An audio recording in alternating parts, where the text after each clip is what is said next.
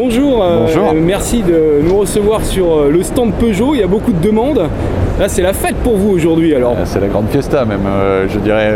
La journée d'hier a été juste exceptionnelle puisque dans la même journée, à 10h, on annonce qu'on se rapproche de nos collègues d'Opel, je dirais, et puis l'après-midi à 15h30, j'ai la voiture de l'année avec 3008.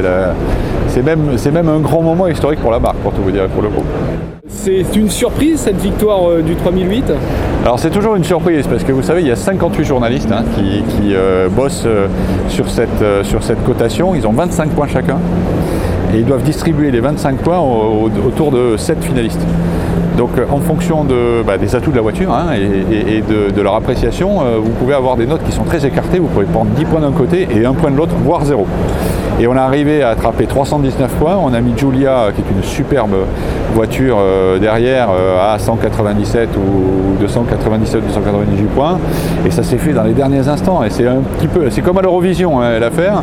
Vous voyez s'afficher toutes les notes au fil du temps. On était derrière de 20 points, puis les Espagnols nous mettent devant à 34. Enfin bref, un truc magnifique. Alors quand on a su qu'on y était, ça a été la délivrance.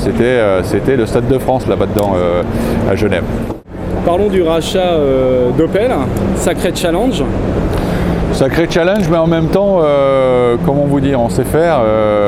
Et puis on a là-bas des collègues maintenant qui savent de quoi ils parlent et qui savent bosser. Donc pour nous, c'est aujourd'hui le message qu'on se passe ensemble, les uns et les autres. On va les voir d'ailleurs cet après-midi, on va les boire un pot ensemble, là, pour tout vous dire. C'est on crée un champion automobile européen. C'est ça qui est extraordinaire. Eux, ils sont forts en Allemagne, ils sont forts en Grande-Bretagne. On est fort ailleurs.